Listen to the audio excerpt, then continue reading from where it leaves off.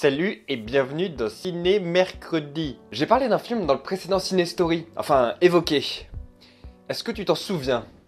Parce que le prompteur vient de s'éteindre et je n'ai absolument aucune idée de ce dont on va parler aujourd'hui. J'ai pensé pendant un moment vous présenter le film Chantons sous la pluie, parce que ça raconte l'envers du décor lors du passage du muet au parlant au cinéma. Et si cette époque vous intéresse, n'hésitez pas. Autant moi je n'aime pas tellement ce film, c'est pour ça que je ne vais pas en parler plus que ça. Mais au contraire, je vous encourage à le découvrir et à venir en discuter, pourquoi pas, dans les commentaires de cette vidéo. Et puis déjà je fais ce que je veux, c'est mon émission. Et si on faisait un tour du côté d'une série qui va bientôt fêter ses 30 ans?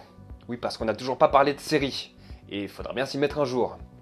Oh oui. Les Simpsons, une série créée par Matt Groening, produit et distribuée par la Fox, qui, je le rappelle, a été rachetée par Disney. Cette série, c'est 31 Primetime Emmy Awards, 30 Annie Awards, et elle a été désignée en 1999 par le Time Magazine comme étant la meilleure série télévisée du XXe siècle. On ne va pas s'étendre sur toute son histoire, peut-être qu'on le fera un jour, mais pas maintenant. On va se pencher, mais pas trop, sur le film, le long métrage réalisé par David Silverman, sorti en 2007 et qui a recueilli près de 530 millions de dollars. Après une pollution du lac de Springfield provoquée par Homer Simpson avec les déjections d'un cochon qu'il a adopté, le gouvernement américain décide que la ville entière est devenue une menace pour l'environnement du pays et recouvre donc Springfield d'un immense dôme de verre dans l'intention d'y contenir la pollution.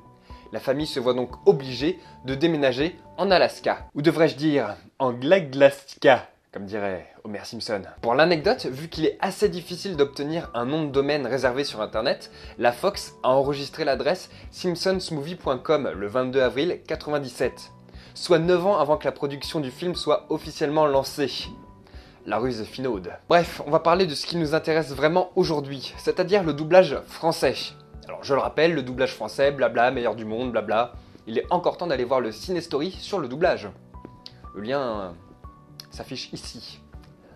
On va se concentrer sur les personnages principaux, parce qu'il y en a plus de 320 dans la série que Groening a voulu inclure dans le film. 98 d'entre eux font même des interventions vocales, et pourtant, il n'y a qu'une grosse dizaine de doubleurs.